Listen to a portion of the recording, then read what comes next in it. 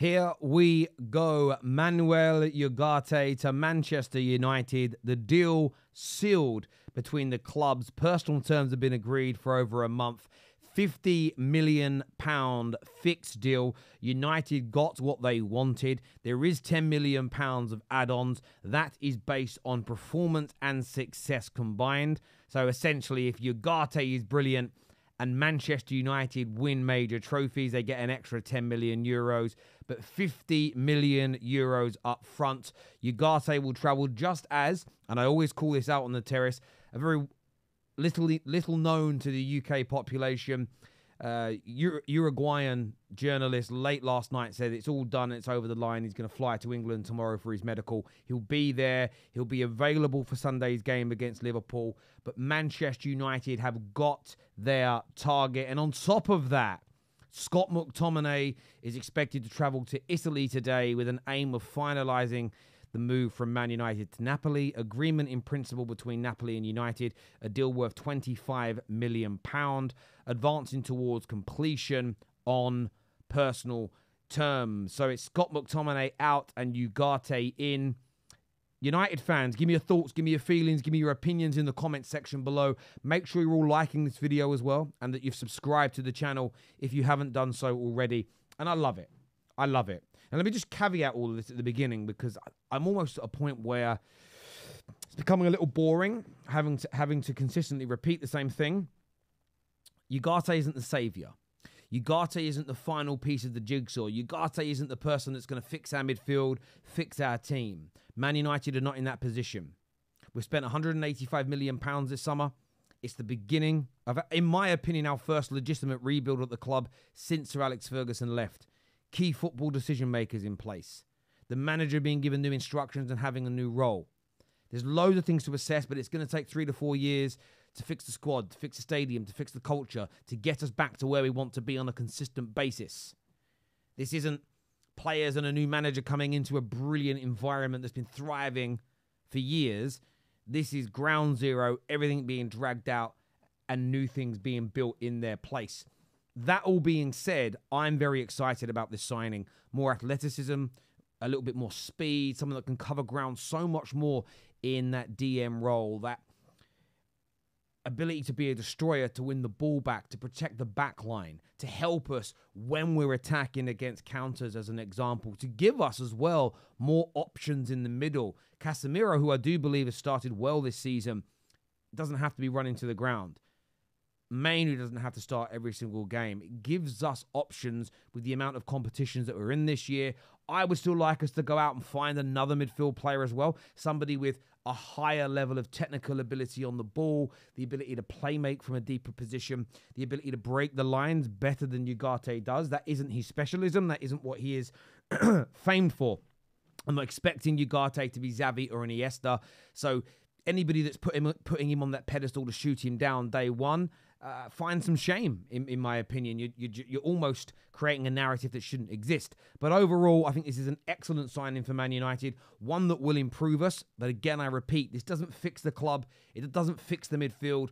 No one signing of any profile of player, type of player, even if we'd signed that specialist on the ball, Zubimendi, that wouldn't have fixed our midfield either. The midfield was never, the midfield defense and attack, none of it was being completely fixed this window. It was about adding to each of them over this summer and next summer. And then maybe as you go into your third year, you're adding those final pieces to the jigsaw. That is how long this rebuild is going to take. It is as simple and as straightforward as that. But look, I'm excited about it. I'm very, very happy about it indeed. I want to get your views and your opinions on it. Moving to Chelsea and Arsenal. This is an interesting story that's come out this morning, okay? It's from The Athletic, who state that Arsenal are one of many clubs that appreciate Raheem Sterling, given their location, progress and stability, plus how well Sterling knows Arteta. This is another story, and it's the 4th time now that Arsenal have been linked for a move for Raheem Sterling. Now, I spoke to a very prominent journalist privately a few days ago who said that I could share the information without naming him, that Sterling is on a list for Arsenal, with Nico Williams at the top, Rafinha fairly high, but Raheem Sterling's name is there, and there is potential for that to accelerate, for that to advance and progress.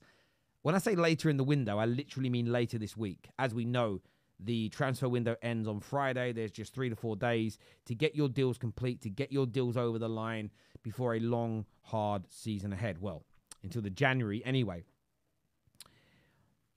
Doesn't want to leave the Premier League. Ideally doesn't want to leave London. We know that Man United appreciate him, and it was also heavily reported as well that Man United appreciate him. Man United wouldn't turn down the opportunity to sign him if something official was presented, but we're not interested in Chilwell as being part of the deal.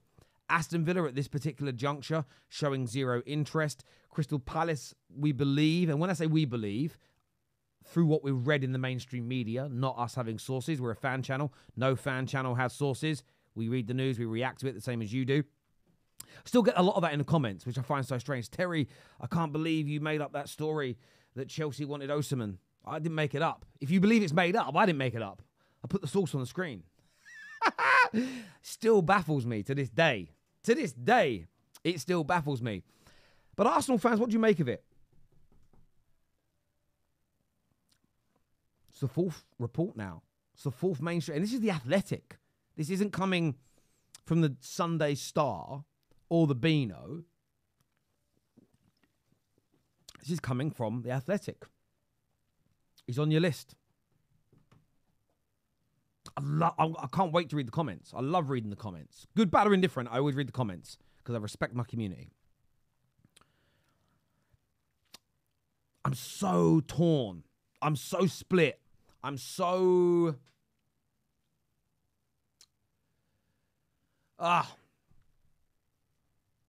Nico Williams, I said it yesterday on the Top 6 show. I'm sorry I had to duck out on the Top 6 show yesterday. It was my daughter's birthday party, and I had family over, so I was only doing the first hour of the show. A few people asking if I was okay. Of course, I'm absolutely fine. It was just I barbecue to go and cook, and I'm not letting no one. I don't let anyone touch my barbecue. So, and I heard my brother turning it on, and I'm like, no. No one cooks on my barbecue in my house. I wouldn't even let my dad cook on it. It's my house. Anyway, I said that I think Arsenal should move heaven and earth this week to get Nico Williams. Now, I know that the first response is, but he'll say no. Don't care. They can still move heaven and earth. They can still do everything in their power to try and sign him. I would make him one of the most lucrative financial, personal term offers Arsenal have ever made. I would let him know that you've got the money to pay the release clause, and I would attempt to get it done. If he says no, he says no. So what if he rejects you? It's more embarrassing to not try than it is to be rejected, in my humble opinion. Secondly, we know you need to improve the attack. So I get Nico Williams for a lot of Arsenal fans is number one. I actually think as well, Rafinha has been a player that you wanted before. I really like him. I think he's a good Premier League player. I think he'd be very good for Arsenal. But I'm so torn on Raheem Sterling. There is part of me that thinks he's still got something left in the tank. He's motivated. He's hungry. He wants to get back in the England team. And I think he could flourish at Arsenal, at Man United, at Tottenham, wherever he went. There's another part of me that is genuinely worried that people that think he's over the hill are right. And that if you sign him and he flops, it's just going to be problematic. I've never been so torn over a player in my life. And every 5 minutes, my mind changes. I don't know which way to stand and face when it comes to him. And a lot of you in the comment sections are going to be resolute. No, I don't want him, or yes, you do. And I understand that, and fair play, and I appreciate that so much. From my point of view, I find it, I'm struggling. I'm genuinely struggling, and I very rarely do I struggle to give a forthright opinion on a player or a situation when it comes to this game that we love called football. But yes, Arsenal, he's on the list, he's appreciated, but you've got to go and break the bank, in my opinion, to sign Nico Williams. That, for me, will send huge ripples through football. It really, really will. As ever, though, I appreciate you all tuning in. Please hit the like button and subscribe. Join our transfer notification app as well by scanning the QR code that's above Ugate's head. Take care, goodbye, God bless, and we'll see you all again very, very soon. Peace.